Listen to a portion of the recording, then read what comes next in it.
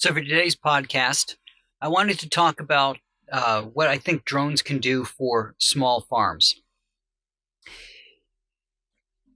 I live in Vermont. I used to see a lot of farmland in use. Most of what I saw around me was just corn, not much of any other crops being grown.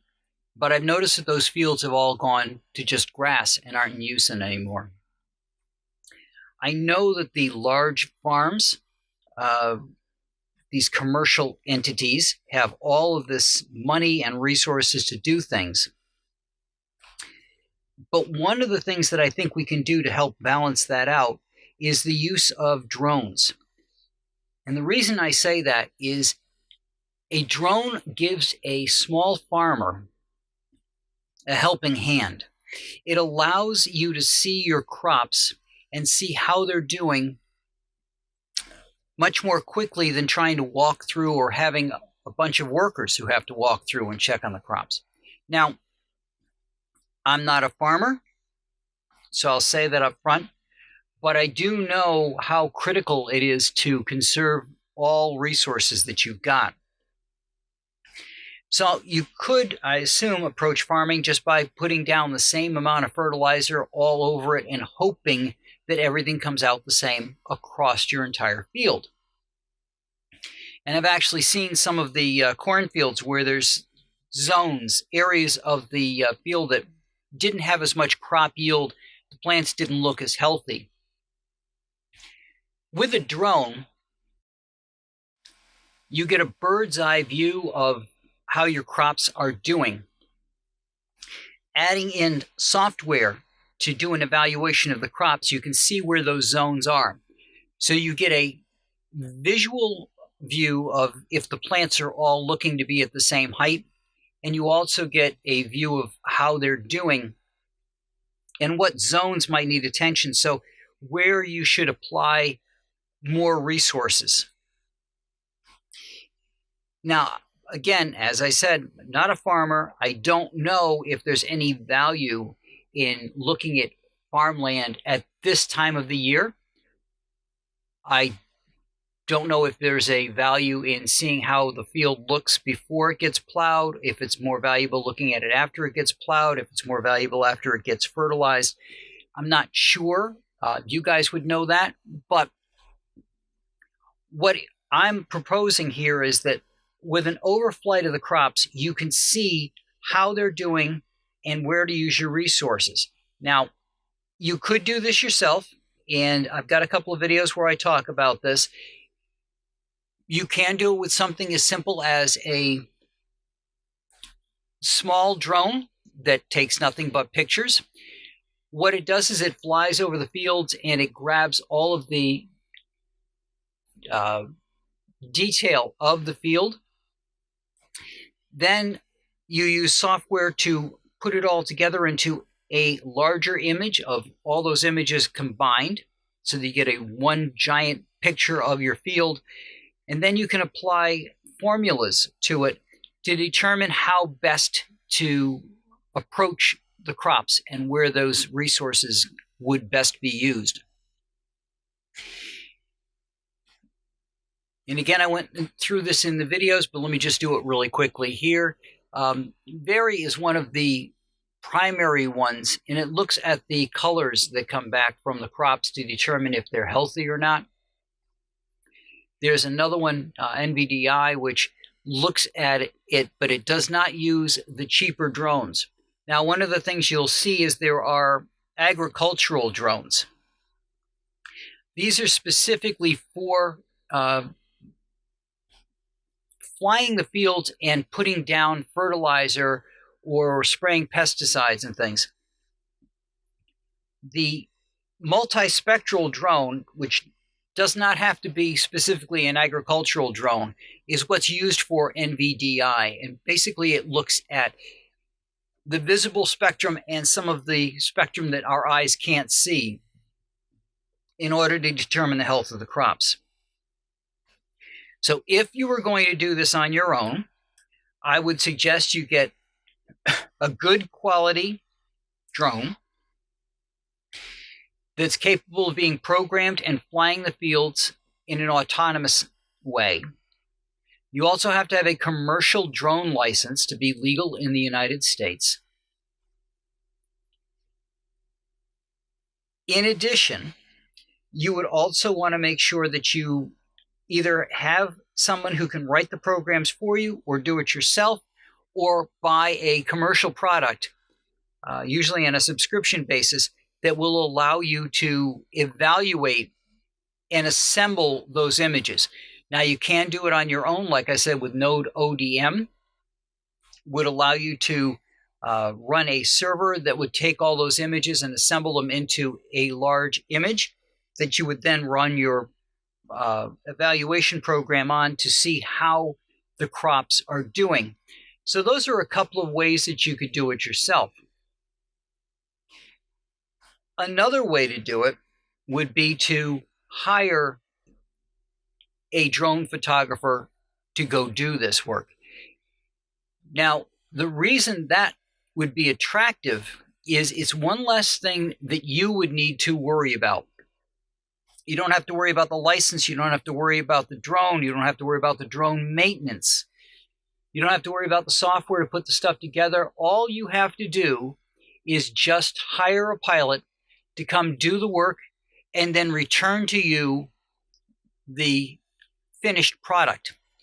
And that finished product, depending on the software that's used, can also include, given some information about the fertilizer that you're using, how much fertilizer to put in which zone from that image, including how many zones you would break it down into to know where to best use your resources.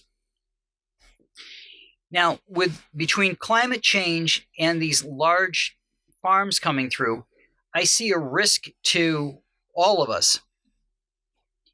I believe that we need to have as many farms functional as possible so that if there's a failure in one part of it, it doesn't impact us too severely.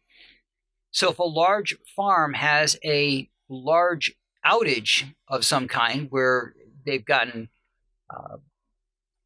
some kind of fungal problem, or they've gotten an insect outbreak that takes them down, that could be a lot more devastating to our food supply. But if that happens to you guys as small farmers, it's much, much worse. So you can go multiple ways with this, and it's going to change the amount of cost, obviously. So you could have a drone pilot come in, overfly your land, and tell you what needs to happen. Like I said, it's one less thing that you have to do, and it's a bunch of stuff that you don't have to worry about. The second step to that would be you could have somebody come through with drones that would actually spread your fertilizer over the fields. Again, you still have to have a commercial drone license to do that kind of work. Those drones are more expensive, and hence a drone pilot who's flying them would cost more. So what I would suggest up front, and also remember, if you're hiring a drone pilot, you're not paying all the expense up front.